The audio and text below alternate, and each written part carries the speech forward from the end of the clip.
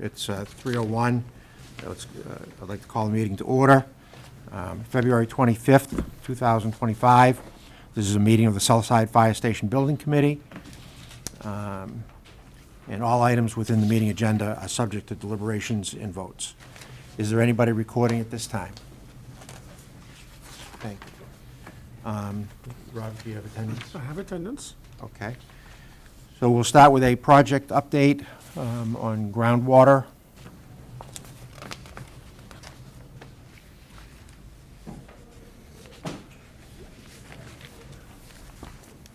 Mr. Pomeroy?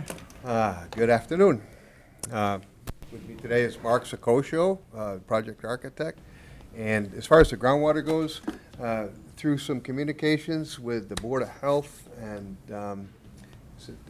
ISWIM? Yeah. Is he the Landfill. Oh, okay, landfill director. We did some additional exploration on site, and the decision was to install some groundwater monitoring wells. There's a perched water table indications in the original soils investigations, and a perched water table is a water table that in this case was much higher than what we anticipated what the actual groundwater was. But by certain regulations, you have to follow the perched water table indications, which would have meant that our septic system would have had to been designed a little bit differently and more out of the ground, and our stormwater management would have been much more substantial because of the area that we'd be covering compared to the depth of what our systems could be. So from input from the town and with the engineers, the determination was that let's put some monitoring wells in and see if we can identify the actual groundwater there and go back to Board of Health and with a concept to see if it would I don't want to use the word hold water, but with a concept that would make sense from an engineering perspective and from a DEP and local regulations perspective. The monitoring wells were installed, and we inspected down to 10 feet, and there was no indication of waters at that elevation. We have a couple more tests to make, but all indications are that the groundwater table is substantially lower. The perched water table was at about 3 feet. 3 or 4 feet, which would have really impacted us on site. So the net result is good information. It will allow us to install, the septic system will still have to follow local regulations, but it will not be as complex and will not be raised out of the ground, which will allow us more area on site for circulation. In fact, we may be able to get it underneath the paved surface now, whereas before we would have to create a mounded system. So that gives us more circulation for the vehicles. It also allows us to have a smaller retention area or a different design retention area that will save us money as well. So that was a great investigation. It was a little bit of money to accomplish that, but in the long run, it will be a great benefit for the project. Also, during that process and talking with the folks at the landfill, they have a substantial amount of material that will be available to us that will be stockpiled. This site does have unsuitable materials, and when I say unsuitable, I do not mean from an environmental perspective, but more from a structural perspective. So there's a good amount of material that will have to be removed from the site. Having the surplus material available to us will have a substantial impact to decrease the site development costs. So that's a great benefit. So we've made some really good strides with that, with site engineering and with the investigations as it relates to that. We will have to bring this final concept to the Board of Health for final approval, but that will not take place until we get into the design development stage of the project, where the civil engineering has been completed for the most part, and all of our calculations are complete. Was there a written report on this? We have emails and conversations on it. There was I don't think there's a written report as of yet, but we certainly can get one. Well, I mean, something so substantial as this, I would think that there would have been a written report that the town would have That'll be part of the submission with the design to the Board of Health. Okay. And when were the test sites installed? They were installed the end of January. Okay. And when do you think that study will be complete? Well, the study is complete at this point. There's one more analysis, one more investigation that needs to take place. But from this information, we have a consensus and agreement of the design direction. But the design cannot be complete until the civil engineering proceeds with the, and we're not at that stage where we're proceeding with the design. So there were, this all came from the original test pits. We have results of the test pits. We could compile all of that information. So we have the results from the test pits that originally showed the perched water table. We have the recommendation from the engineer, then the discussion with the town health department, and the suggestion that we go and do wells. And there were a couple of conversations. So it sounds like a lot there wasn't a ton of like steps that ended up leading to it. The perched water table was observed. It was observed by the town health department as well as our engineers. That's recorded. So we'll get you that information, sure. Okay. So you'll have it for the record. And then ultimately, all we've really settled on is that it'll be the minimum design water table. So we've got, or the maximum allowable water table out of this. Now we have to actually design the system, submit the system for Department of Health report, approval and the like. So there's a bunch more steps that have to happen. And how long will that take? It'll, depending on direction and how we go, it's going to take months. It's not just going to happen kind of thing. It's all part of the process that's going to happen. I'm concerned about the impact on us having full disclosure and proper information before we go to town meeting. Yeah, well, the good news is that's one of the reasons we did this, was so that we knew we could do a standard, call it a septic system, because worst case scenario, we were assuming that it would have to be a raised septic system. So that's really what we wanted to know, because it affects budget. So we've got the answers we need to inform the budget, which is the most important thing. Less surprises. So we've done the environmentals, we've done limited geotech in sense of test pits. We've tried to rule out any potential problems. So did I hear you say that you may still have to raise it somewhat? No. It's been accepted by the health department to proceed in that direction. Then we'll formally submit it with the maximum water table. Then they'll actually approve it. So right now they're approving a concept. I guess worst case scenario they could reject it, but we've been bringing them right along with it. But eventually they'll have to approve. We'll submit it. They'll approve the concept of the design, and then we'll be able to build it effectively. So it's really just saying it's okay to proceed the way we're proceeding, and we all agree. Okay. Perhaps it might be helpful, before we move on, to just refresh on the schedule, only because I don't want you to be misled. We are not proceeding with the design of the septic systems or the civil engineering or all of those components until after approval to proceed at town meeting.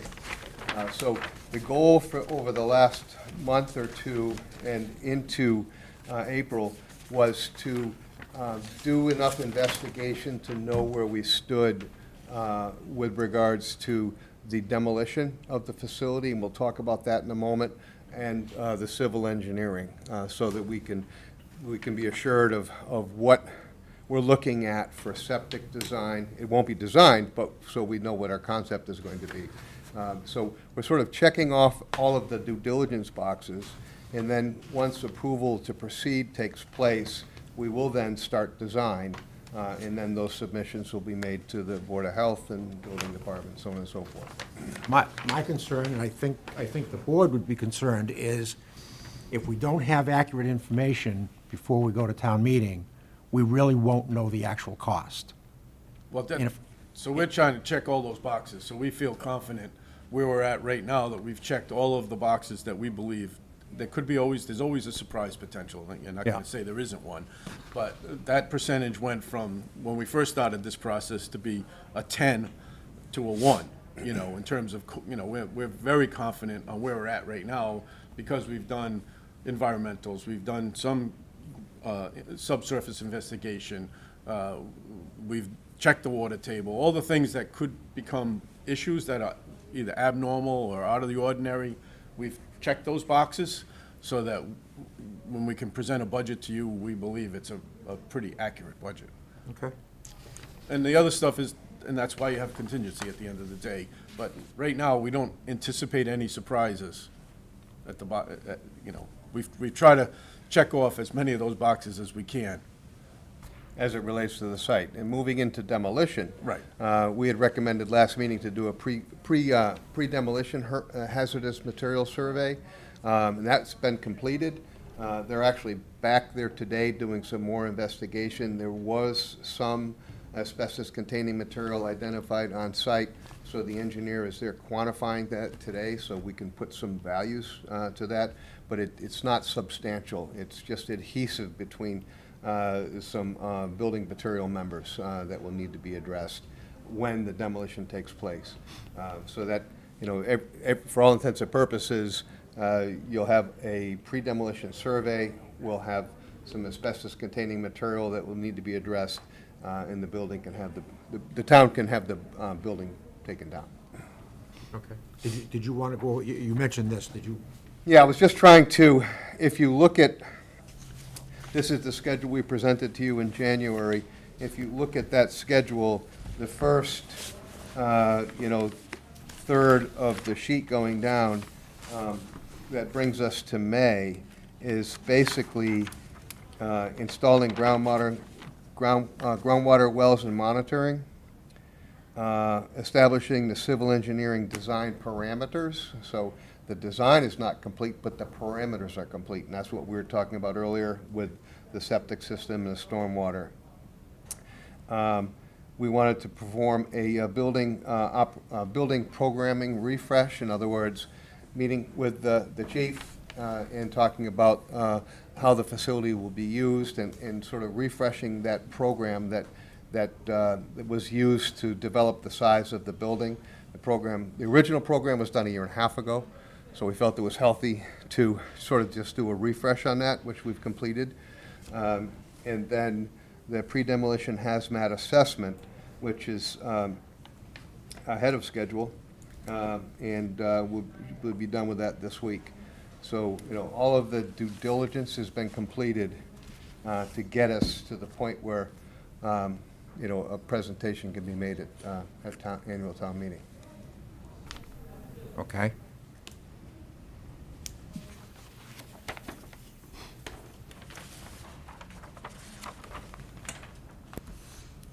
Now, so have you already talked about the pre-demolition survey?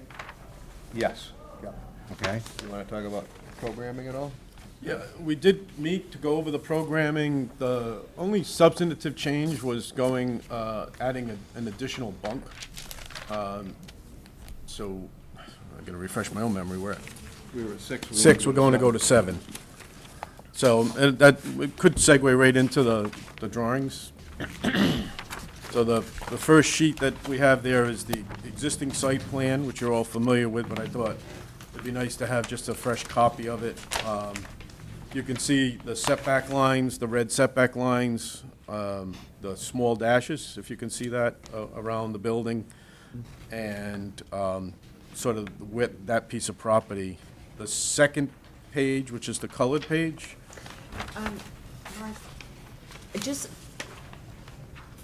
Just to be very clear with the committee, these site plans are not based on an on-the-ground survey yet. correct. So you need to understand, the survey's been ordered, but the survey's not complete yet. So this is based on kind of our best information right now, but the on-the-ground survey is still to be completed. You're thinking about the survey of the actual property? Correct. Okay. Yeah, it's been ordered, we have, that's been authorized for the engineers to do, but this is off the GIS system, the mapping. Okay. Again, we don't anticipate major changes, but, you know, we are working off that, exactly. So the next page, and you've seen this, I presented this in January. This is the test fit with the two-story, four-bay station. It's a two-story building with the front gray is the apron for the apparatus, and the back would be the parking. The rest of the green would be either for septic or stormwater drainage and the like. Most of the stormwater probably will be underground at this point, which was another benefit of having the low water table availability. We can put a lot of that stormwater drainage underground. We will be requiring relief from zoning on both side, left and right, and building coverage, because we're at 29% building coverage right now, and the zoning is 25 max. So we will be needing variances from zoning on side setback and building coverage. Which you can see the blue line, which are the setbacks. That was something we talked about in January, so it's not new information, I'm just reinforcing that, so you know that needs to be done. Okay. Then you can go to the next page, which is the first floor plan. Again, this is a refresh. This is what you saw in January when we presented for the test fit early on.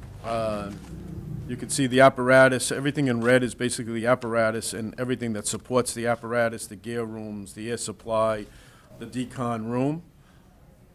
The green is basically what we call clean, which is the day room, the offices, conference, watch room, and all of the supportive services that support the station administratively. And then on the second floor, and the fitness and wellness, there have been some discussions of potentially moving some things around as we get into develop the design. Things may change. This was a quick test fit just to make sure it fits on the site. I won't call it architecture yet by any stretch, but there was some discussion about maybe moving wellness downstairs, some day component upstairs, so we'll be going that. And there was a request to go to a 7th bunk. Excuse me. How deep, what's the depth of this lot in the width? That we, So it's 151 feet wide, and the depth, I have to measure it. So basically it's 100, well, it's 15,000 square feet, so it's 100, a little over 100 deep, right? Has to be. 200. Couple hundred Yeah, feet a couple deep. hundred feet deep. I could get that, I don't have it,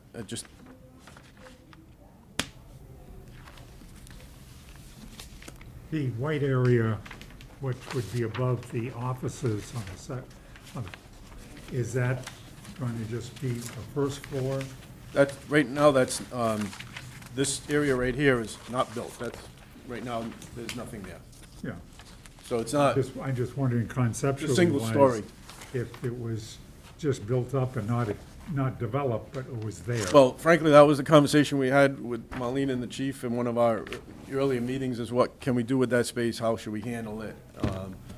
Potentially using the wellness area, moving it downstairs, taking out the conference room, using that area as a mezzanine. So they're still developing the plan, but it's a higher probability, which is why when you look at the estimates, we're at 16,000 square feet, so we've given ourselves a little bit of breathing room, because this is 15.4 or 15.5.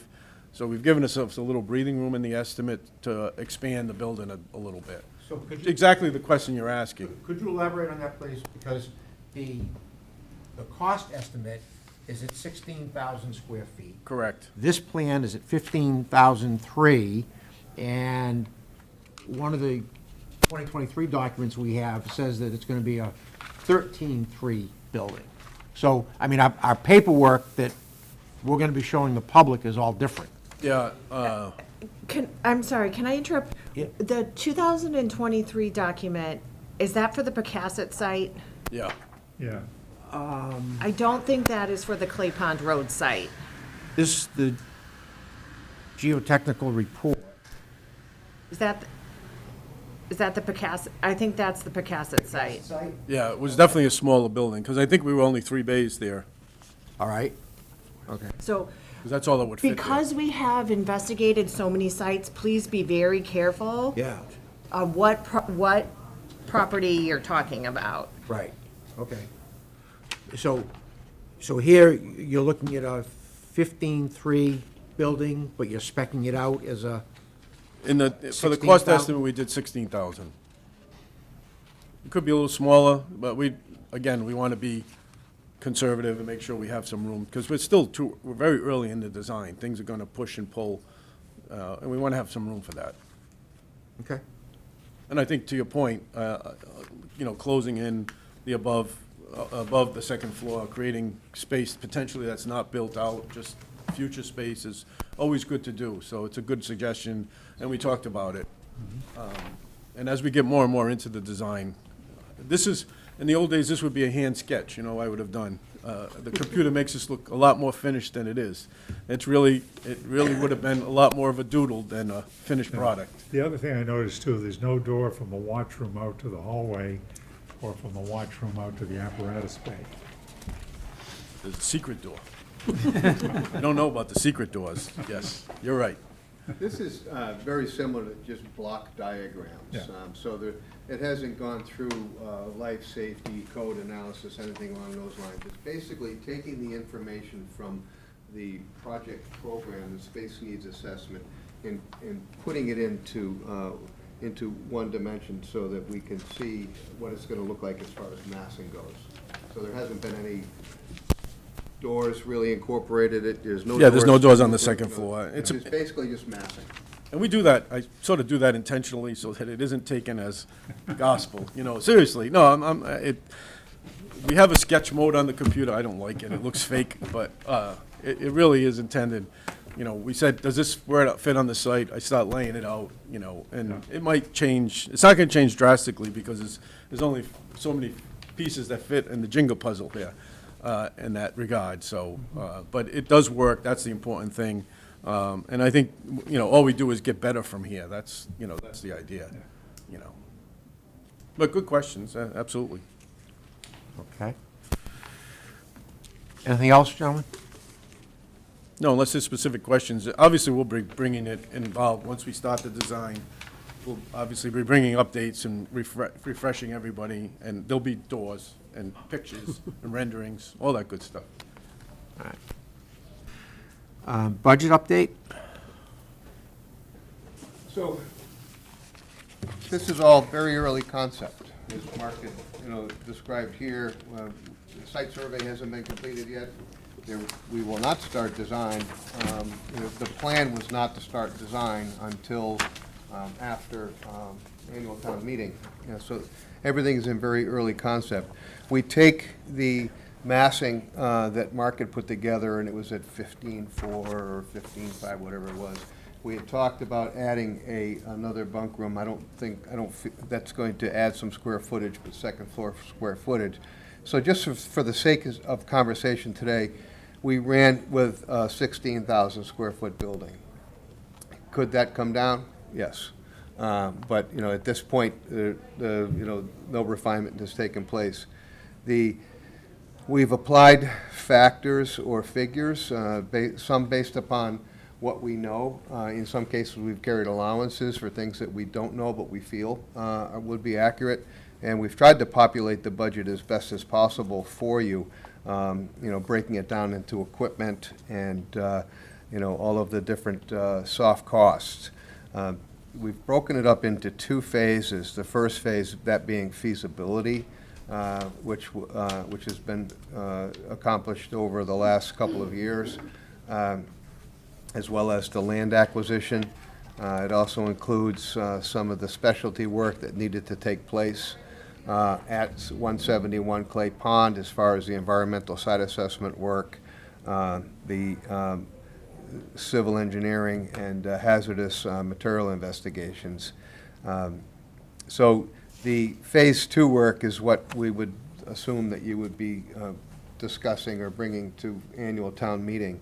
And we've assumed in our calculations, we've carried escalation at 5% for a year, which would be from now until you'd probably be ready for bidding in next February, excuse me.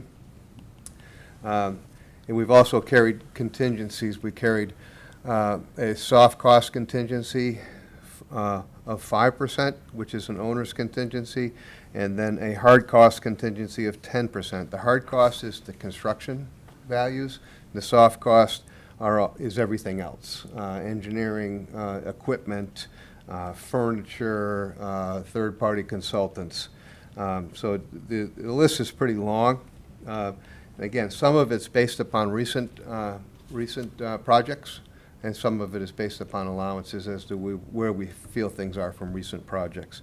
The number is, it's coming up with the contingencies and with the escalation at over $18 million, $18,800,000. Can I ask one question? When are you gonna start actual drawings, architectural drawings? Not till after town meeting Correct, or yeah. before? After. And how long will that take? We've mapped that out for you in a schedule. There's several different phases to the architectural drawings, but the drawings would be complete and ready for bid in January of 2026. That's assuming a start of May, or the end of May, first part of June. So that's 10 months. 9 months, actually. I can walk you through that if you'd like. No, I'm just trying to figure out time-wise. I need an actual architectural print, drawing, to understand most of this. Yeah. Because this is all consensual. Now, to fit a septic system in here, and you want to go underneath the parking lot, which you can easily do, and we do it every day, schedule 40 instead of 20, I want to make sure there's enough square footage. Being on the, you're coming before me again on the planning, on the Board of Health. And that's what we're looking for, square footage. Yeah. And Well- how much wastewater are you gonna have? Yeah, I'm not going to profess to be an engineer, but listening to my Spencer in my ear, the one other good thing was you had a very good percolation rate here as well, really good. So the system is smaller than we originally thought.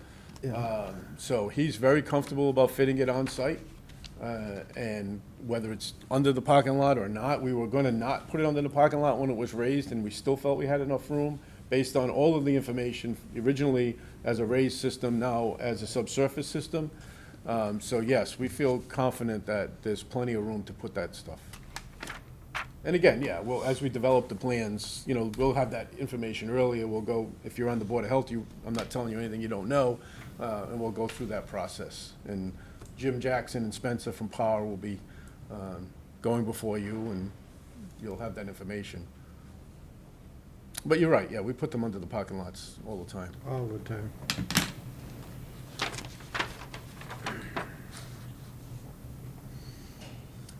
Are there any questions on the budget? There's a lot there. So you're saying that you've already calculated in a 5% increase for each year during the construction, and that's the 10% that you have? We've calculated in 5% to the bidding point. That's when we generally would calculate escalation to. From that point, the contractors, when they provide their bids, they will factor in, any components in their estimate. But we generally carry an escalation to the point of bidding. So yes, to February of 2025. 26. Six. 26. Thank you. That's line 6.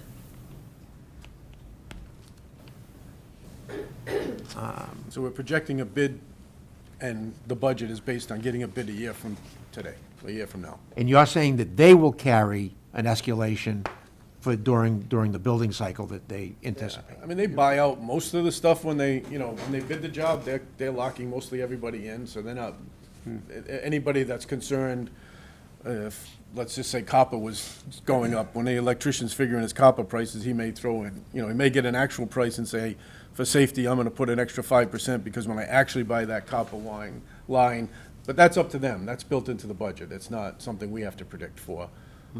And they do that, obviously, they do it every day, so they'll know what commodities are a problem. Things have been pretty stable, and some of the actual commodity stuff has come down.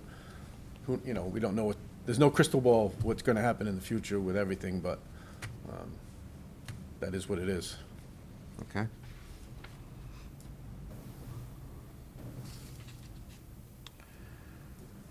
Okay, that was all on the programming, correct? That's budget, actually. Budget? Yeah. Okay.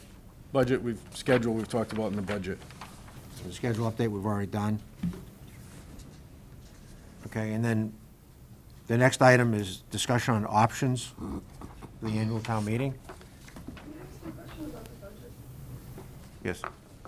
So, we have some documents that are available now on the website. One of them is the program for the building program, which was the one that's on the website. I don't know what you passed out today, if it's different, but the one that was on the website was from 2023, and it resulted in a program of 14,420 square feet.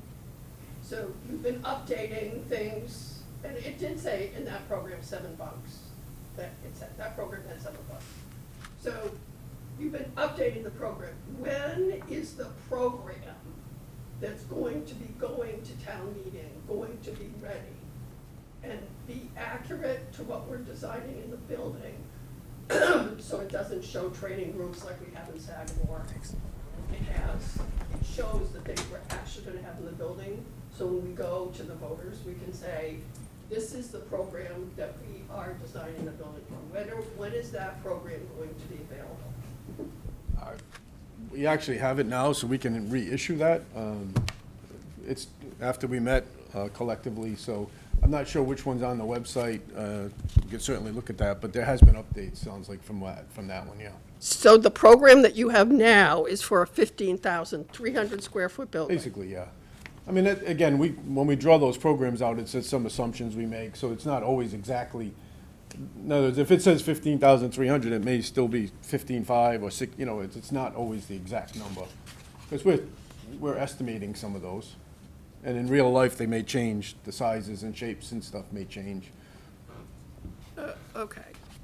But to your point, that's a very good point. We should finalize the program and get it to the town to put on the website. Yeah. Right. I mean, I think I've gone through numerous building programs, and if you have a program that tells people what they're going to get, if you have a schematic that's based on that program, and then you have a budget that's based on that program, all three things match. Yeah. And you can say, well, we're going to design the cost, we're going to ask you for a 16,000 square foot building, but when you take that cost at $850 a square foot, and you add 120% contingency for 5 contingency for this, escalation, soft costs, hard costs, you're talking about a $700,000 difference. And plus the cost of the architect is based on the cost of the building, so that adds it there. So having an accurate budget that's actually what we're doing, I think, is everything needs to match. And I need to know for the select board when we can have that information, so a presentation with that and the tax impact of that budget on the taxpayer can be presented to the select board. Yeah, we can get you an updated copy of the budget, of the program. So, but what we should combine that with is the schematic Yep. and the budget, so they all align. So how long is that gonna take you? Because I know that the town's on a tight budget, a tight deadline date, aren't you, for the setting the budget and printing it and everything? Not, I would like to hear how the committee wants to proceed. Well, I think this begs the question, if we know what date the town's gonna close out all the documents for town meeting, either they can make that date and we know that we have it, we have accurate information. We have, yes, we have time to, before the books go to print. I'm not concerned about that. But the committee has to make a decision. Okay. So we have to make a decision on what? To approve this plan for this annual town meeting, or, Jean? I think Help us out, please. our decision is going to be, are we going to go forward and present something at town meeting for this spring? Or are we going to move ahead? Okay. And in order to prepare And for what are that, the options of the information to present at town meeting? Are we only asking the full amount, or are we asking for a partial amount to proceed with all the, the planning, the architecture, and all those items? Sure, Rick. We put together some options for you to discuss today to help you with this process. Yeah, it's that sheet right there, the pros and cons. Bring the microphone, I think. Yeah, okay. And this is for discussion purposes only, but we, in order to help the conversation today. It's this one, everybody. Yes. Yeah.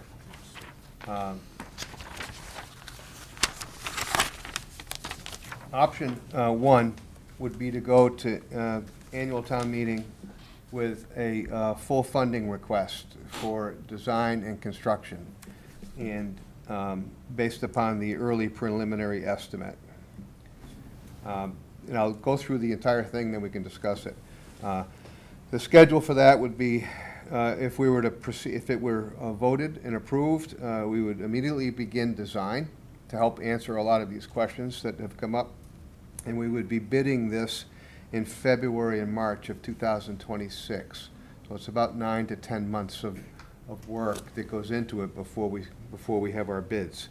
And the facility would be open, projected to be open in October and November of '27. So it's about a year and a half from the time we received the bids till we're opened. The pros for that type of approach would be, right up front if the project is being supported by the community or not. Another pro, faster delivery of the completed station and avoids added escalation. The longer you delay on the project, the more expensive the project gets. Another pro would be less upfront design expenses. In other words, basically, what we're presenting here is very early schematic information in basing the decision on. There's no additional design contemplated to get to spring annual meeting. So there's less upfront exposure. If the committee votes, the community votes no, your financial investment has been minimal.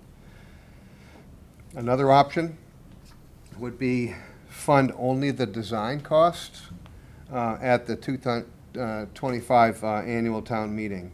In the design cost would be the amount of funds that would be necessary to prepare all of the design, get all of the bidding documents completed, and put it out to bid. Some people call that. I'm sorry, can I interrupt? Rick, you skipped over the cons. Yeah, Oh, I'm sorry. Thank you. Yeah. that was a con, by the way. Option one, cons. The project budget is estimated based upon current market conditions and anticipated escalations. Another con, the market conditions are unpredictable. Another con, some voters may want to know the exact cost before supporting it. And we can't give you an exact cost. We can give you a high-end order of magnitude, but the exact cost really isn't going to be determined until the design is complete. That's a con for option number one. Actually, can I add to that? The actual cost won't be known until the bids have been received. That's when the actual cost is known. And those are two different points on the schedule. Option two, if the town were to approve a funding request at spring annual meeting to fund the design through bidding costs, which would give you an exact number as to what the project would cost after bidding. There's several options you can consider there. 2A would be proceed with a planned special town meeting, and I'll describe what I mean by that. If we were approved to start design in May of this year, we would be ready, the documents would be complete and ready for bidding in February, March of next year. When the project goes out to bid, you have, by statute, you have 30 days to award a contract. So it becomes very sticky if you want to award a contract depending upon approval at a town meeting or a special town meeting, because your timing is very rushed, and in some cases you go over your statute allowed amount. So what we're saying here is that under 2A, we could bid it in February, March of 2026. The town would then have to schedule a special town meeting and a special election. How long that would take is not in our control. So we really couldn't tell you when the construction would start or when it would be opened, but it would be depending upon the timing for that.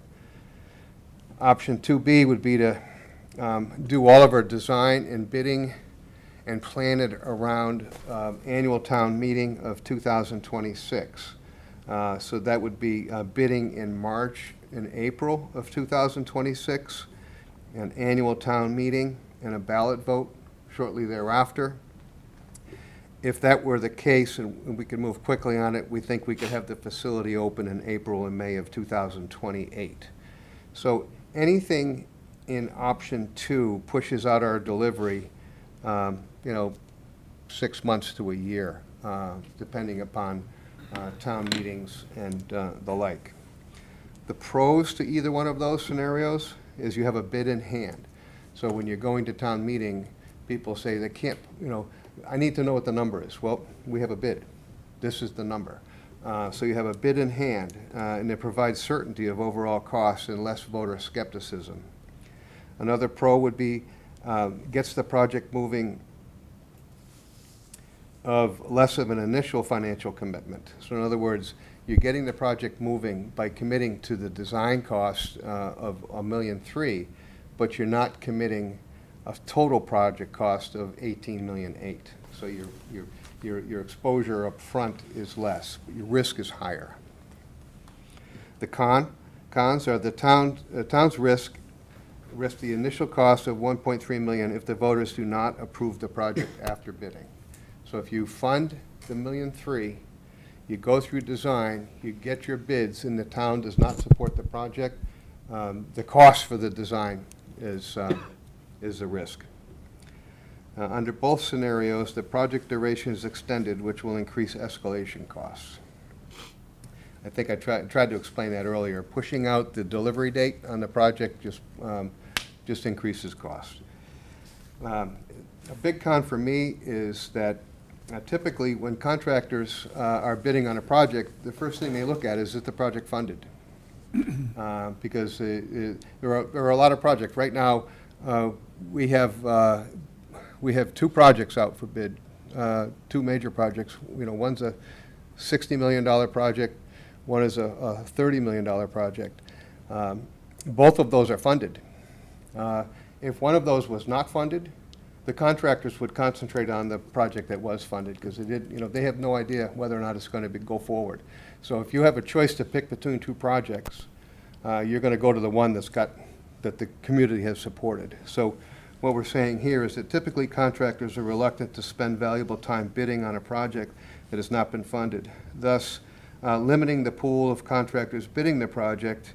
And by a limited pool, it generally increases the possibility of inflated bids. We see it all the time.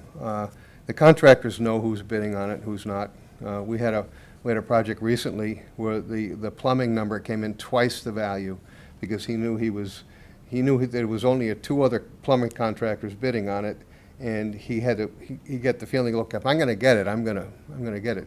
He bid it twice the value, He was the only bid received. We went to the AG's office trying to reject it. We couldn't reject it. So it's, the contractors are watching. So, our theory is that having a project that's supported by the community has a much better chance of being bid successfully than one that's not. And if I could just add, I think it's important for the committee to understand, for a project like this, a lot of our projects, we go out to bid, and we're only going out for one trade. We're going out to bid for a roof. A project like this, you go out for your prime, but you also have all your filed sub-bids. So on a project like this, when we say we're going out to bid, we're going out to bid for maybe 6, 7, 8 different contractors. No, General more, contractor and 14 filed subcontractors. 14 filed sub-bidders? Usually somewhere between 12 and 14. If you don't have an elevator, then that comes off. Yeah, so bidding is incredibly complicated. So you just have to understand the reality of that.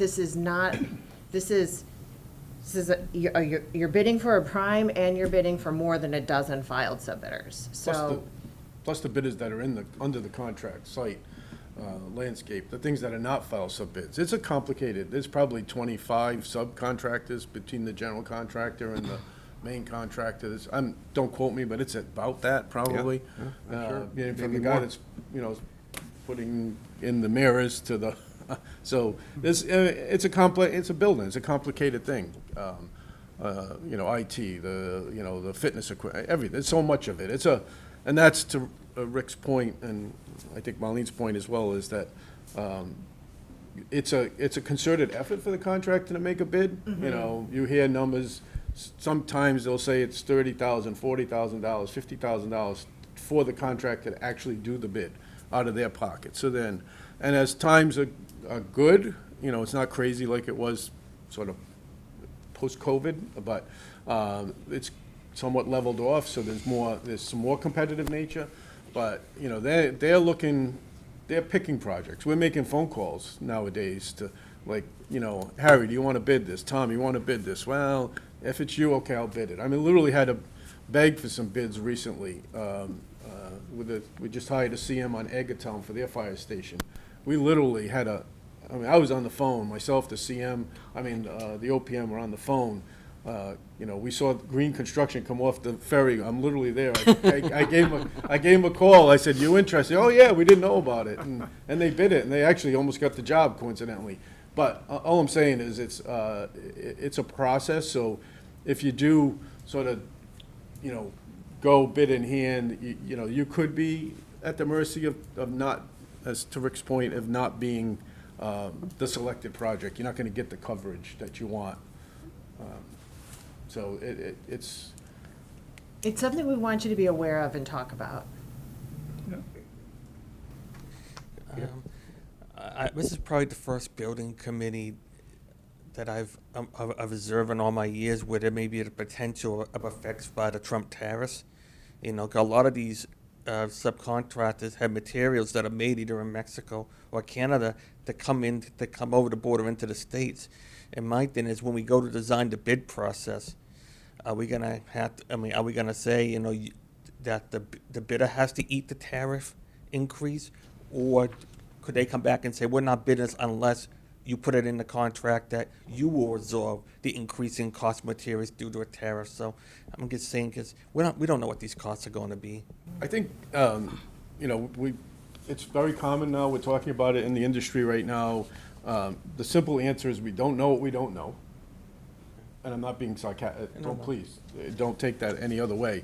We don't know what we don't know. For us personally on this job, in the next 10 months, I think things will flush out, and some of the logistics people, the contractors, Gil Baines, a big contractor, just issued a sort of a white paper that included a touch on tariffs.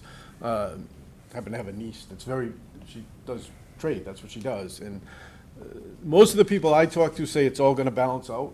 They're not as concerned that, if you put a 20% tariff on steel studs coming out of Canada, they're gonna retaliate, right? It's one of those back and forth. So everybody's sort of, like, nobody can answer that question, and I can't sit up here, neither can Rick or anybody around this, in this room, answer that question legitimately. It's a concern.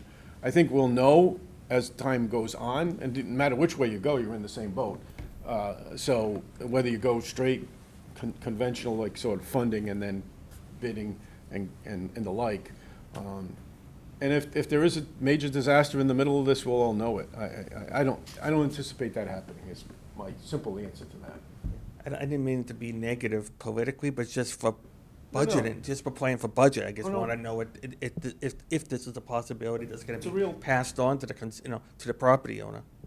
So if there was extraordinary circumstances within the contract, there is language within the contract that if there was extraordinary circumstances after the bid, sometimes they can come back and ask for additional money. It doesn't happen too often during projects that we had under construction during COVID, and then prices went, most of the owners did start eating some of that, because the prices went exorbitant. And everybody knew, and we tried to quantify it. But in a lot of ways, it's really a risk at the contractor. I'll be honest, we just signed a contract with a contractor in Rhode Island for, we're doing a job at the zoo. And he actually put language, and they let him put it in there, that if there was an extraordinary charge, like tariffs, that he does have the right to come back and ask for additional money. So, sorry, I probably went on longer than you needed, but. That's a good explanation. So I'm going to say that I do not think it's a good idea to wait until the bidding and to have a vote after the bidding when you don't have the funding in hand. But I think there's a middle ground. And I think that we have experience in this town recently with a wastewater treatment plant where we went with early designs to town meeting and requested $6.3 million. And when we got to 75% design, it was $9.8 million. And we had to go back to town meeting. Now, we didn't have a debt exclusion vote on that. It was just a vote at town meeting. It was borrowing between the enterprise and the general fund, and we had a lot of grants, so we were good. But that's my concern about going with a preliminary schematic design on a program that we're not sure about. So I'm going back to my question before. If you can have, for the Board of Selectmen, a program design, a budget that matches the program design, a schematic that matches the program design and the budget and the taxpayer impact, when it all matches, and if you can do that before April 1st at the latest to the select board, then, and I don't know when it's going to go to the finance committee, but if that to me is what's necessary to go to this town meeting and ask for $18.8 million. Because the risk that we have if we go with not enough information is different. I don't know what's left from design. I mean, we had a $90,000 budget, then we added $300,000. We spent a ton of money, looking at sites and doing hazmat and doing all kinds of, I don't know if we have any design feasibility money. I'm concerned about not updating the schematic design until June. There's a lot of time between the programs. So getting the accurate information to me is one thing. If it can't be done for this town meeting, you can go to the fall with more accurate design and without asking for $1.3 million. So I just want to make sure that the committee, this Southside Fire Station Committee, knows that you're confident in what you're presenting to town meeting so that they're not going to say, we're asking for 16,000 square foot fire station. That's the same size as Sagamore.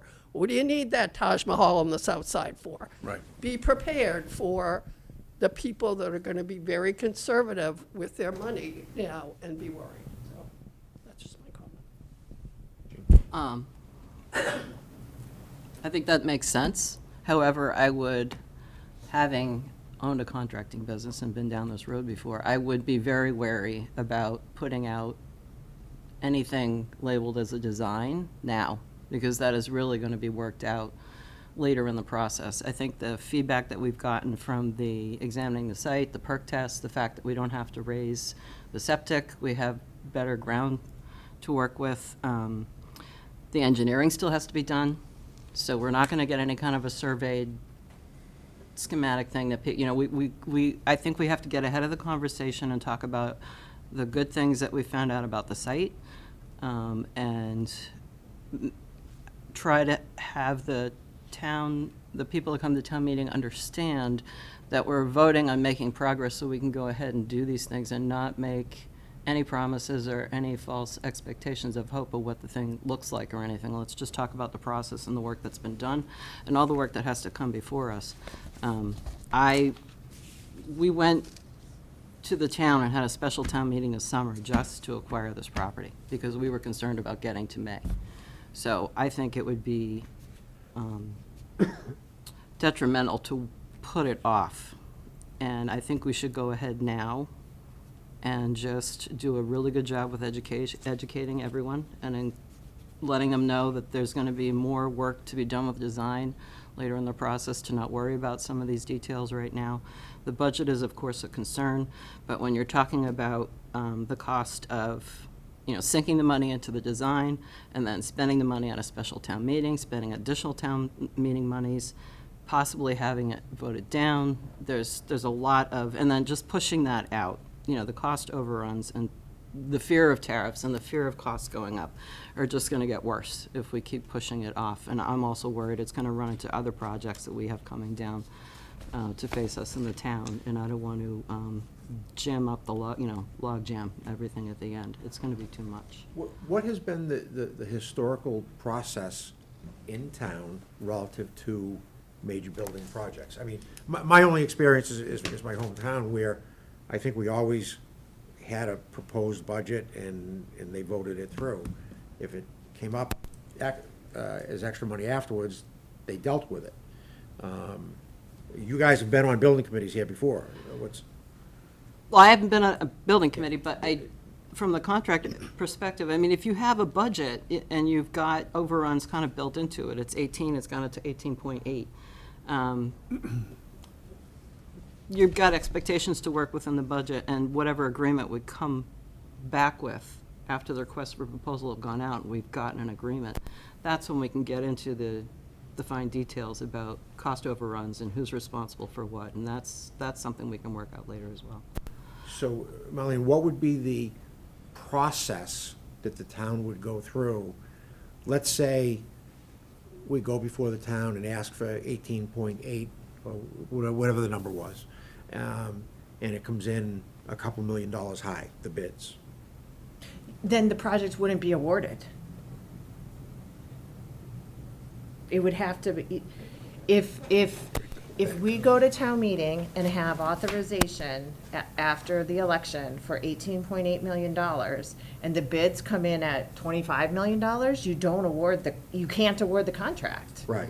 So you go back and you either redesign it, or you talk about why the bid, you query the contractors.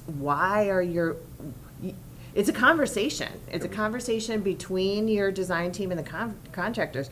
What is your bid based on? You get that information, and then you put it back out to bid. I mean, I've had plenty of projects where we didn't award the first time for whatever reason. Contractors were busy. It was just the wrong time. You put the project back out to bid in the future. It's typical. And for what it's worth, I mean, Rick and I certainly work on a lot of projects, and I would say 99% of the projects are fully funded and out to bid. So the normal way. I don't want to mislead anybody. We're not advocating, Rick or I are advocating I don't particularly like for you to spend a lot of money on my services and my engineers, and then the project gets canceled. It's not what I want to do either. So I'm not advocating for that. We were asked to present options to you, so you'd have the options and you could make an informed decision. But we're not here advocating for either one. Well, I am advocating. I think the traditional way is the best way to go. Right? That's me, Mark Sicoscio speaking, nobody else, because I don't want to invest all that time and energy and all of a sudden the project gets canceled. It's not good for me, it's not good for you. You know, it's just, but it's your decision, it's not. Let's go back to what if the project comes in over budget. Our job is to make sure it doesn't. So during the design, we have checkpoints, and we're doing estimates all the way through.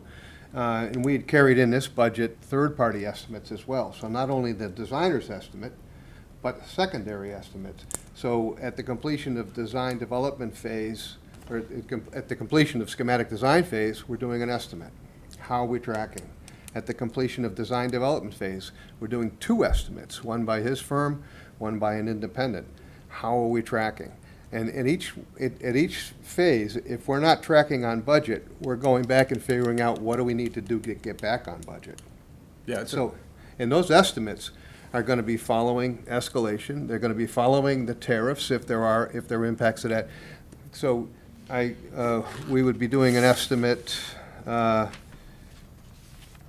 in July, Yeah. end of July. We actually have them in our schedule, so there'll be 2 or 3 rounds of estimates all along to make sure that when we put the drawings out on the street, that we're still following the industry trends. The estimators are, and we have other projects. We have other projects we're estimating. We have other projects we're bidding. So we're continually updating our findings so that when we get to the street, we know where our budget's going to fall. The only thing that, the only wild card with that would be with that if you didn't have a lot of competition and you Yeah. had someone just throwing in a wild number. Right. But in all of our projects, Mark and I, we've done, this will be our 5th project together, starting with Brewster Fire. We don't, we have a budget, but we don't spend that. We don't want to spend that budget money. We want to turn it back to the communities. In every community we've completed a project together, we've turned back the extra funds. Excess. Extra. The extra yeah, funds. 100%. So, that's the whole thing. And a lot of people say, okay, I'm going to vote this, and then you're just going to spend it however you want. No, that's not the case. We go through, we do our check estimates. We make sure that we know how this is going to hit the street. And then during construction, we're managing it even stronger to make sure that there isn't any budget creep. And we're turning back money at the end of the day. In the 6 figures, and every single project we've been involved with. I forget what it was in Brewster. I know, the 3 Plymouth projects, we had in excess of $500,000 in each project turned back to the community. So the goal is to put together a budget for you that is reasonable, and then to manage that so that we don't spend it. So just to clarify on this, the master plan you presented it to us where I noticed it says schematic estimate in July. So throughout that whole phase, on those lines is when you're going to be kind of massaging those numbers and looking at the current Exactly. design and Yep. seeing where that lands in the budget. Yeah, And reporting- material changes, Right. going back to that zoo project, we just, for instance, we specified hardy plank, and we went to a vinyl cedar impressions, save $400,000 on that job, because that was a COVID job. There's the COVID jobs and the post-COVID jobs. That's the last COVID job I have left, which basically most of those projects doubled in cost, right? Between pre-COVID and post-COVID, they pretty much have all doubled. And we're still looking for funds. And so through the budgeting, that actually bid twice, put it out, went through the roof. We had 3, couple of school projects that, same thing, went through the roof. Some of them got additional funding. Some of them, we cut the scope literally, where we had 2 buildings, now we have 1. But that market is leveled off. But that's why we're at $800 a square foot, where, 10 years ago, we were at $300, $400 a square foot was a lot. So, it's all been factored in. Anything can happen. We don't have the ultimate control, but it's not by happenstance this happens. It's by constantly monitoring, changing, adjusting. You still have to build a building. There's still the essential pieces of the building you can't take out. But there's always a little bit of, 5 to 10% you can work. I always say after that, you're cutting scope. You're cutting, I'm not suggesting this, but cutting a bay or something, it's not, I'm not saying that now, but there's substantial changes when you start getting beyond 10%. So, you know, it's historical data, it's looking more steady. If something happens out of control, we'll adjust it in the market, we'll bring it to you and say, you know, this isn't tracking well, what do you want to do? You know, we have to deal. This isn't the first or our last meeting, we're going to have a lot of meetings, you know. So there's 3 checkpoints here. Yep. And we'll know what's going on in between those two.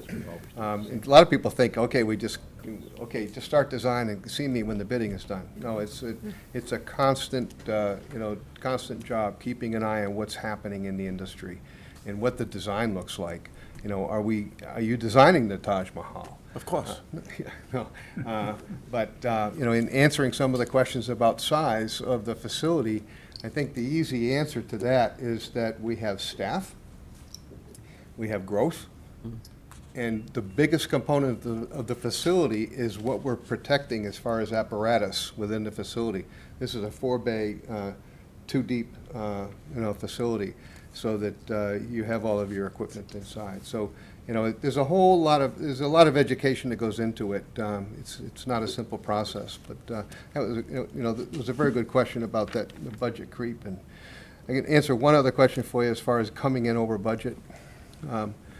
We've had one project in my 21 years doing this that came in over budget that we didn't go forward with, and that was in Southbridge. And we had 2 general contractors on it. And that was last year. We're going out to bid, as a matter of fact. The drawings hit the street next Wednesday. We're rebidding it. We had performed value engineering through the whole process. We had looked at every single material during the whole process. And the project still came in over budget, and there was some state funds that were pulled back at the last minute, so we couldn't, and that was the reason we couldn't go forward. So what we did was, we don't like to do this, but this project involved the demolition of a car dealership and 3 residences. We're building a big fire headquarters out in Southbridge.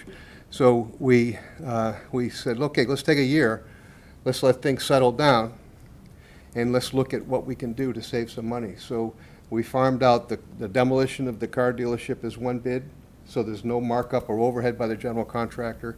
We farmed out the residences as one bid, so there's no markup. And then this was an urban fill site, which is very complicated from a materials perspective, site material. So we engaged with a licensed site professional, and we did a full soil management plan for the property. So we took all of the guesswork out of the site contractors estimating the site work. And we're providing that information. And the goal is, and we did a little bit of value engineering, but the goal is to get it back out in the street and come in under budget now. It happens sometimes. It's happened once for us, but. The other thing we often do are set up alternates. So you have your base bid, and then depending on how the bids come in, there may be things like radiant floor might be an alternate, or a fuel depot might be an alternate. So as we go through this process, we talk about, okay, these are the things that are we really recommend having these, but we can structure them as alternates if they're on the borderline between must have and want.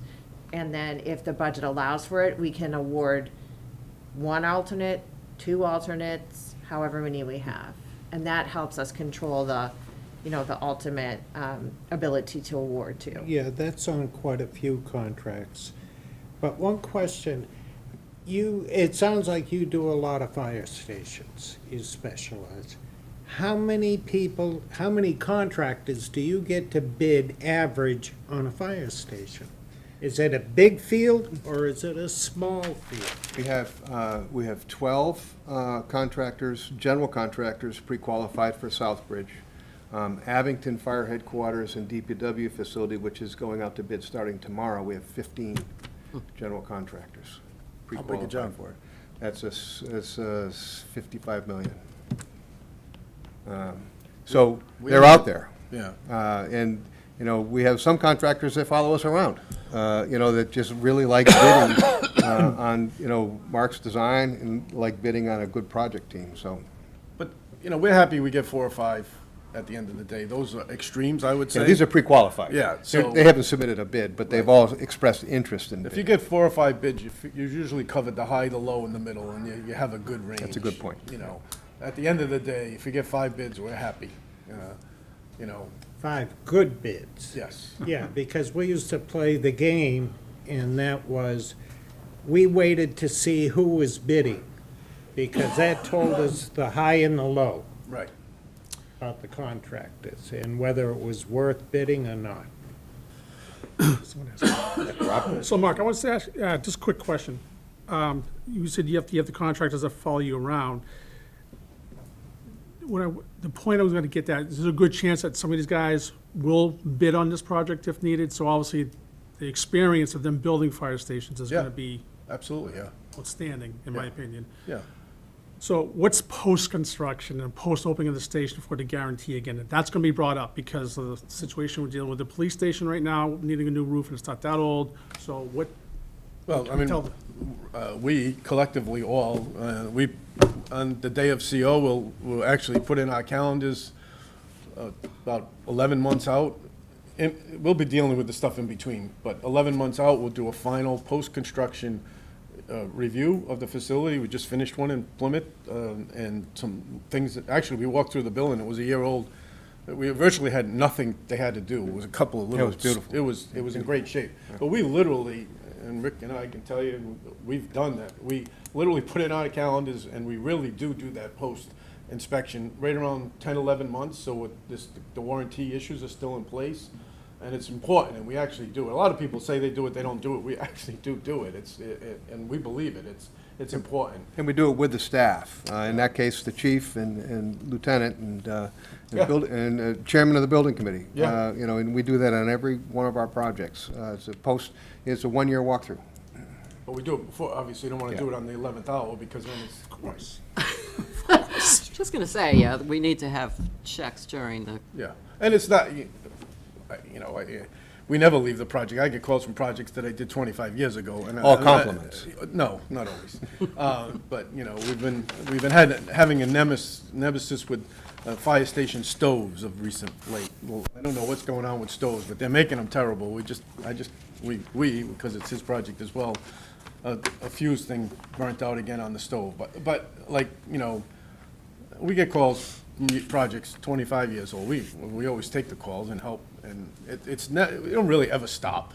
I mean, seriously, I mean, I'm not trying to sell, it's just true, it's the reality of it. It's, that whole post period after construction, it's usually a few months before everything is like all lined up. They're in the building, this light switch for whatever reason didn't get wired or whatever. You never know. And we're dealing with that post-construction. That's typically 30, 60 days. Then it usually goes quiet for a while. And then, again, towards the very end, we'll do that final inspection.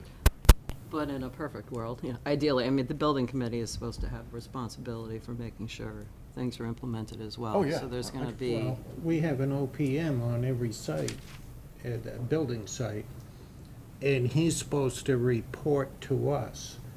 And we've had good luck and we've had bad luck, so we have to be very careful who we recommend or and be hire. proactive as well. Yes. Yeah. We have a good OPM right here. He does do a good job. We work with a lot of OPMs, and Rick and his team go the extra mile, and I really mean that. It's nice, because he does do that extra. A lot of times we're chasing the OPM, you need to do this, you need to do this, and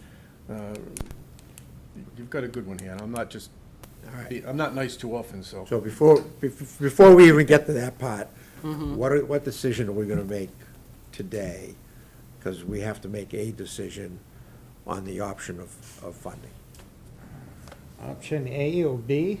Is that what you're after? A That's, scares me because history repeats itself. And if we go with B, it's gonna extend the date for finish, and I And the know cost. costs are gonna go up. right. And it's just, we don't know how much. And like they say, we're not mind readers.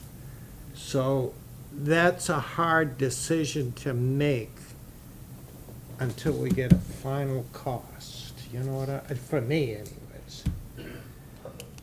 Do we go with A or B? A is only what, 1.3 mil? No, B, You gotta A have is, Option two. No. It's 1 and 2. A is, yeah, 1 and 2. Option 1 is One for is- the full 18.8. one is to go out and fund the entire project this year, and then proceed as normal, and 2 would be just to fund design. Engineering, Yeah. design, architectural designs. That's hard. But we're delaying it for a year and we're extending the cost for, well, Yeah. 6 months or so, anyway. Right?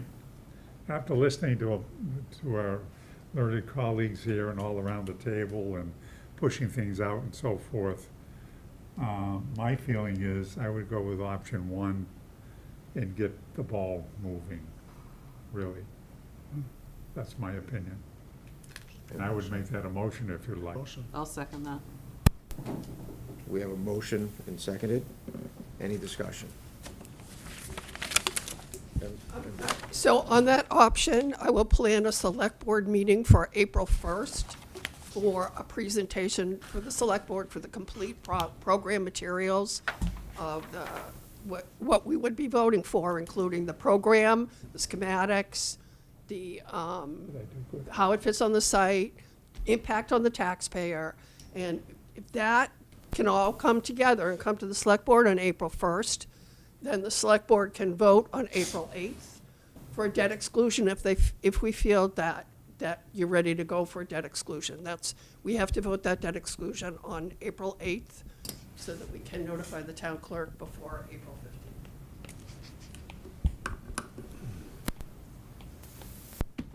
We have a motion and a second. Do you want to vote?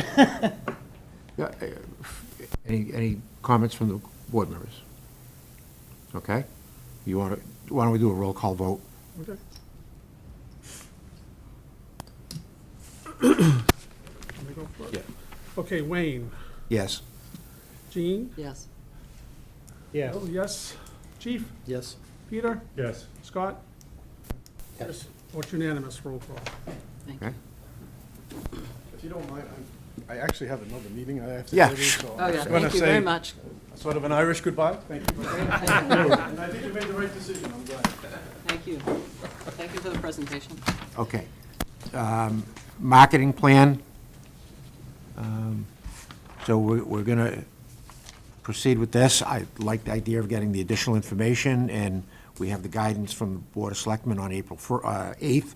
But we'll get a set. April 1st, this presentation, because the select board has to vote the debt exclusion on April 8th. But Correct. April 1st, and I don't know when you're going to the FinCom or capital, so you should have those all lined up also. Okay. All right. Well, I'll let you decide how you go, but, you know, as a rule of thumb, I always like to present in front of the select board first, before any other group. But you guys decide how you want us to. Sounds good to me. I mean, we, And you'd have to come earlier to the select board.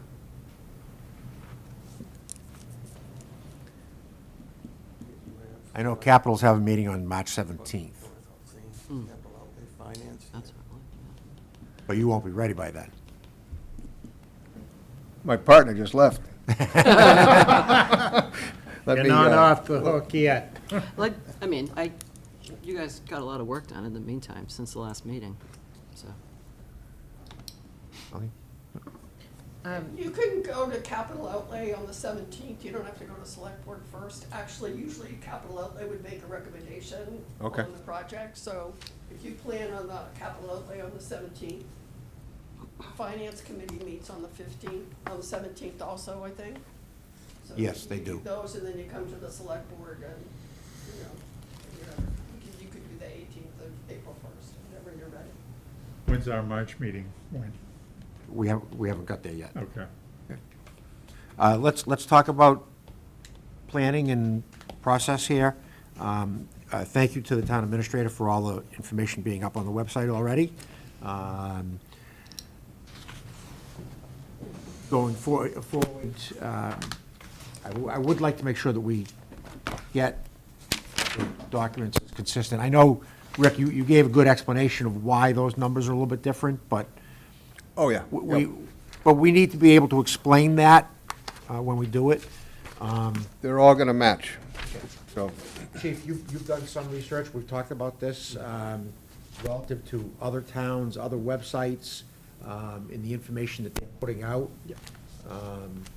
Are there some things there that we should be doing? I know we talked today, this morning, about Auburn, but. Yeah, I started looking at Auburn's site, and I'd looked at Lakeville's page, which ours is pretty close, now with the updated information that's up there, pretty much mirrors what they have, which is good. And I think as we button this stuff up more, like you said, get the updated stuff on there, I think that'll help. So one of the things, the town of Auburn is going through the process right now, and on their website, they have a question and answer column about the process. They give a statement, how, kind of how it started, but a series of questions. How come you're not doing it at this location? Why? And we get to explain all of our locations.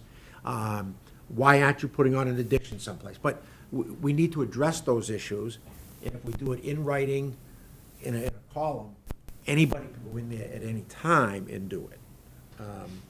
Are you comfortable? I mean, you're comfortable with doing something like that? Yeah, I mean, I don't know how you get those questions, but. So, Rick, I got a great idea. Can I suggest that everybody collectively assemble, one good question each, Some basic questions now, Yeah. just to get it started, just to get it started, yeah. and we can get them up there. But I know in Auburn in particular, and I'm sure that they did it this way because he's a town official and he has a town email, is they had the questions sent to the chief, and then whether he responded back, knowing him the way I do, Yep. he probably just responded back. But it might be good to have, if you received the questions, possibly yourself, I'm willing to volunteer if you want it.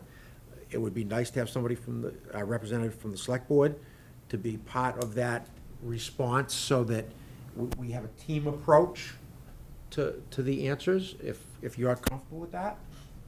Sure. Okay. But we can get that all up there. Obviously, we would want to do, I would recommend community presentations prior to that, where we would go out and bring the show on the road to certain, communities. I know certainly Cassett will sponsor it. Yes, we talked about that At the before. community center. But it wouldn't hurt if we put together a PowerPoint presentation, and especially using some of the documents that we have, put that on the website as well. I'm open to any suggestion you have. so great. Yeah, but I mean, Carry on, doing great, Wayne. yeah. Great, but I mean, how are we going to engage the public and answer as many questions as we can ahead of time? Rick, have your communities done anything that we haven't talked about? Yes. I think all of those are great ideas. My biggest concern is Time. time. Yeah. We're, especially if we're going to be in front of the capital outlay on the 17th. So I'm trying to, I know there was a big push, Lakeville as an example, they probably spent 2 months, 3 months, preparing the material for posting on the website and presenting. So we don't want this to come off half-baked, so we're gonna have to think of a way to maybe not minimize the material, but make it clear, but, Yeah, there's not going to be a lot of PowerPoint yeah. presenting to do. Yeah, there's not, there's no design. Right. It's, a lot of times what we like to do is focus on the need, and why this is so important. And, you know, we talk about response time and, you know, all of that that's taken place over the years. We can certainly address the need and response times in questions and answers, Chief, Oh, yeah, absolutely. you know? And the location. Yep. The things that brought us to this point. And the designs will, you know, that's something we can explain how the process, these other questions will be answered later in the process. In the Kind of good, allay. in the good that has come out for this property already. Correct. I think Yeah. that's huge. Yeah. Unanimous, yeah. Any other things that other communities did, Rick? Yeah, let me talk internally in my office. I don't usually get too much involved with the marketing things, but I have two people that spend a lot of time doing it.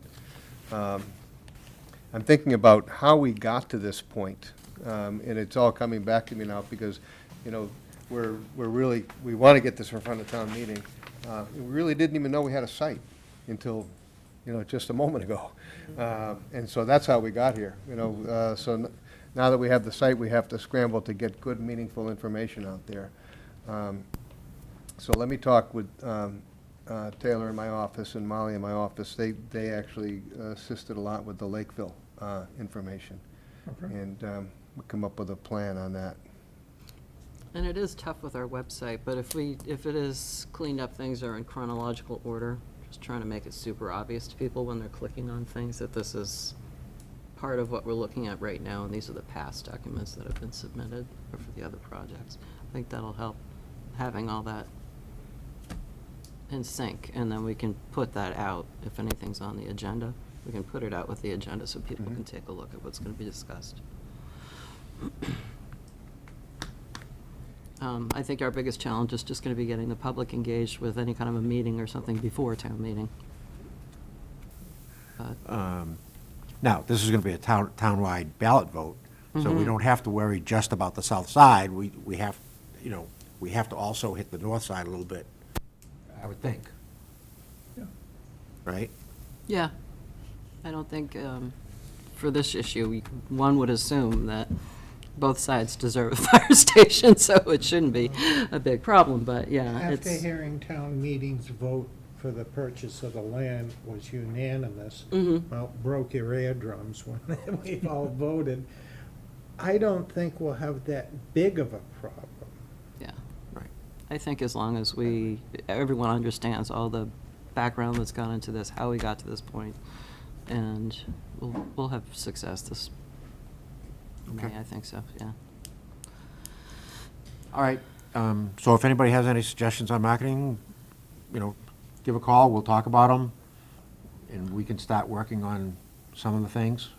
We'll probably be reaching out to some of you, and Sure, brainstorm, and is that gonna be like number one on the agenda for next meeting? we can make it that way, Yeah, where we are, talk sure. about Absolutely. the marketing, When's our, and the next meeting would be? Wayne, I want to remind the committee that the capital outlay voted in favor of this in December. So I'm not sure why you would go back to capital outlay. If we've already voted on it, we wouldn't. That was a long meeting. I was actually gonna go back and review, because from my notes, that's where some of this was presented, was finance and, how about finance? Has finance voted on this? Finance has Not, okay. not seen it yet, but I am confused about why you would go back to capital outlay. yeah, they've We already. we don't have to if You- You have a if vote. we've already voted on it. Yeah, Okay. I'm fine. How regularly does FinCom meet? I They- have a schedule They're meeting the 10th and the 17th in March. in March. We don't have any dates scheduled after that right now. We do, they just, Oh, okay. yeah, they're on the master Sheet. sheet that I sent Okay. out. But,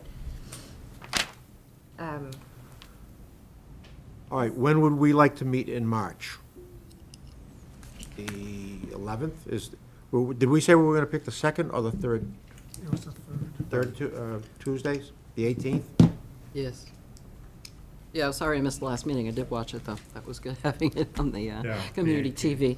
TV. So we'll do it on March 18th, 3 o'clock 3 PM? in person, Is, or both. is that gonna be any issue with potentially going to finance before that? Mm. Do we need to meet before that, or are we? Well, it sounds like FinCom is going to meet somewhere between the 18th and some beginning of April, and they're going to meet again before a town meeting. Then I mean, finance will meet in, the finance committee will meet in April, but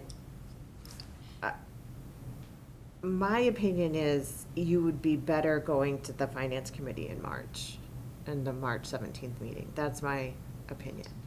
I think they're gonna support it. Are we all set? I just want to know if we're all set based on Right, today. right. Well, because if we're meeting on the 18th, then It's gonna be after. same day, About the 11th? Oh, yeah, you'll be meeting in the evening for FinCom Right on the 17th. on the 17th, Yep. so. should we meet on the 11th then? I have can a meet the conflict. 11th. If we could meet after 4 o'clock, or if it's virtual. Or if. I we're think we back should to try and hybrid. meet in person. I have training on that day till 4. But if it's. I'm okay virtual- with coming later than 4. Yeah, me too. We don't have select board till 7. I can just stay here for 4 hours. So the 11th is the CWMP meeting, which is, I've asked to be from 3 to 4:30. Yeah, But that's undetermined by the board yet. Okay. But I think that I think on March 11th at 4:30, can you make it by 4:30? I will make it by 4:30. Okay. And if it's virtual or hybrid, I could definitely make it from anywhere. But if it's in person, I will be here. Absolutely. Is there a anticipated date when we can do a joint in-person virtual yet? I think by March 11th we'll be fine for a hybrid, but I do think there's value to meeting in person. Okay. But I think a Zoom option will probably be available by March 11th. Okay. So we'll go with March 11th then? At 4:30? Is that, I will be coming back from overseas on the 11th, so I'm not sure whether or not I'll be available that afternoon or not. But I can check with Mark, see. About the 12th or 13th? Yeah, it doesn't have to be a Tuesday. How about the 12th or the 13th? I can't do the 12th. I can do the 13th. yeah, I can do 13, 13th? Anytime. 13th? 13 to Okay. 3? 3 o'clock. Okay. Richard? 13th to 3/13 at 3 PM. That's good. Cool. Okay. If you forgive me, I have a meeting next door, Sure. and you don't, Yeah. No, we're all set. I'm sure you're not Okay. voting on it. Okay, we have no invoices today? Just the minutes. No, okay. Okay. We talked about the documents for the website. So I did send you 2 sets of meetings. Oops.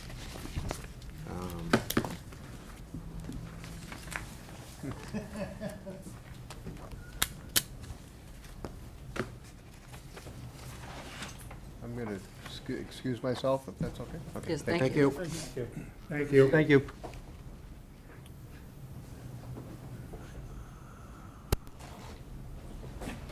Okay, so the first one is the meeting minutes of January 3rd, 2025.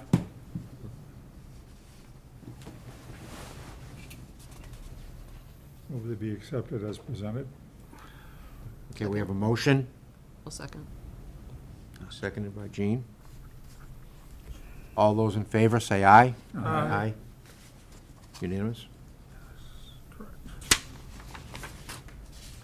And then the second set is the minutes from January 21st, 2025.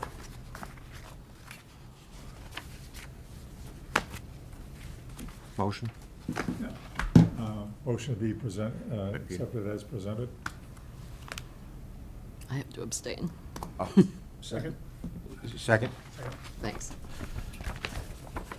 Yes. All in favor? Aye? Aye. No, no, Unanimous? one abstention. And one abstention. Yes. Okay. And we have our next meeting date of March 13th, Thursday, March 13th, at 3 PM. Any other information to come before the board? Think of anything. Thank you, everybody. Thank you. Motion to adjourn. Good. All those in favor? Aye.